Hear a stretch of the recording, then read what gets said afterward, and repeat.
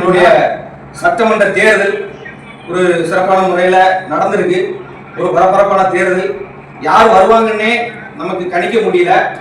இந்த சூழ்நிலையில நமது தமிழ்நாடு நாடார் சங்கம் தலைவர் ஒரு அருமையான முடிவு எடுத்திருந்தாங்க. 6 பேரை கொண்ட குழுவை போட்டு உங்க பகுதியில் எந்த வேட்பாளர் உங்களுக்கு நல்ல சப்போர்ட்டா இருப்பாங்கன்றது ஒரு ஆலோசனை பண்ணி அந்த வேட்பாளர் எந்த கட்சியா இருந்தாலும் ஆதரிங்கன்னு முதல்ல ஒரு குழுவை நம்ம போட்டிருந்தோம். உங்களுக்கு எல்லாருக்கும் நல்லா தெரியும்.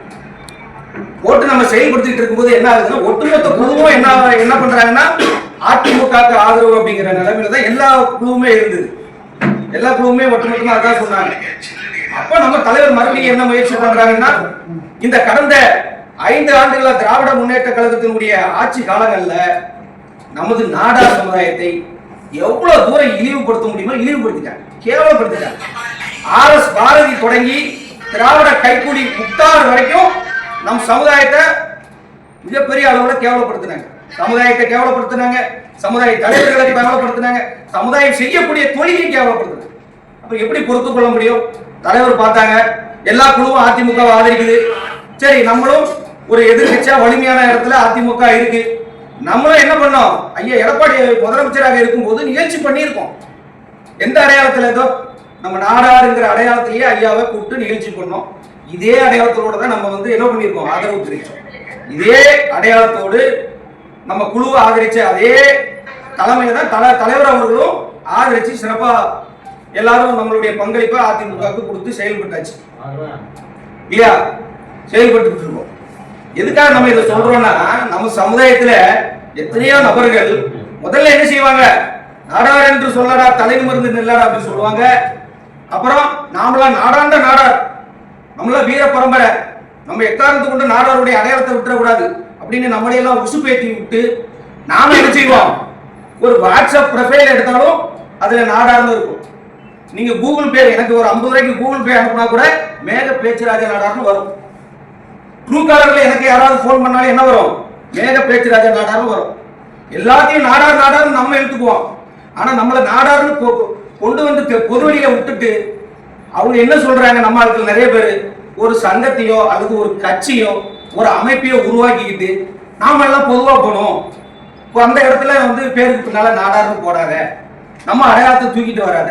முதல்ல சொல்லும் போது நாடார் நாடார்னு உசுப்பேத்தி நம்ம பக்கத்துல வச்சுக்கிட்டு அதுக்கப்புறம் என்ன சொல்லிடுவாங்க? நாம பொதுவா போகணும், பொதுவான சங்கம், எல்லா சமுதாயமும் இருப்பாங்க, பேருக்கு பின்னால சாதி பேரை போடாதுன்னு நம்ம போட விட மாட்டாங்க. இப்படிதான் நடந்துட்டு இருக்கு. ஆனா நம்ம சங்கம் அப்படியா?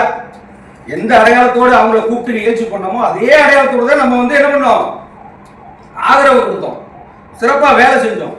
என் சமுதாயத்துக்கு எதிராக நடந்தது திமுக, அதுக்கு பதிலடி கொடுக்கணும் அப்படின்னு சொல்லி சரியான பதிலடியை தமிழ்நாடு நாடார் சங்கம் கொடுத்துச்சு. ஆமா, திமுகவுக்கு கொடுத்தது. அப்போ இதுல பதறி போன சில 200 ரூபா ஊபீஸ், நல்லா புரிஞ்சுக்கிடுங்க. 200 ரூபா ஊபீஸ் நம் தலைவருடைய பேரை சொல்லி பகிரங்கமான கொலை மிரட்டல்கள் விடுறான்.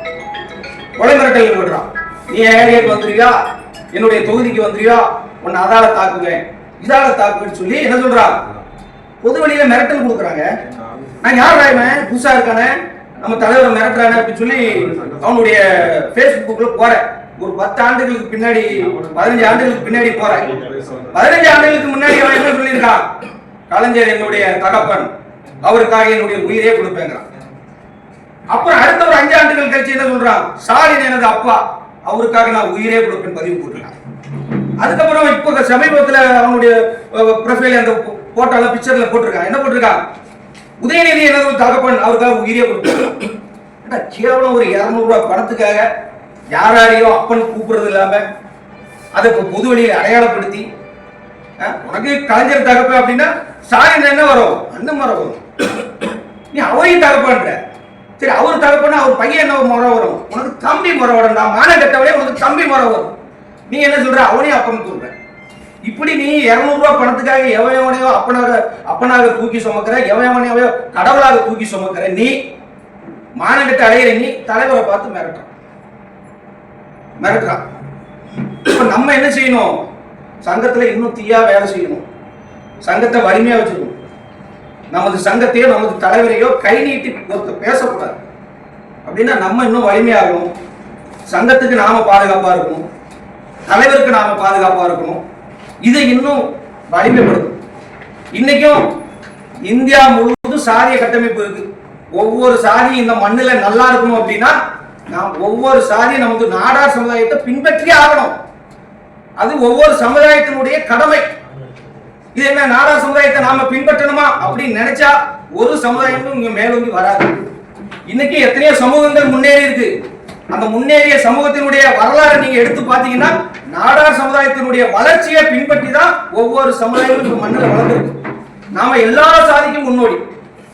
அப்படி இருக்கும்போது நம் நாடார் இனத்தில் பிறந்த ஒவ்வொருவரும் தமிழ்நாடு நாடார் சங்க தலைவர் வரலாற்று தமிழன் அவர்களை பின்பற்ற வேண்டும்.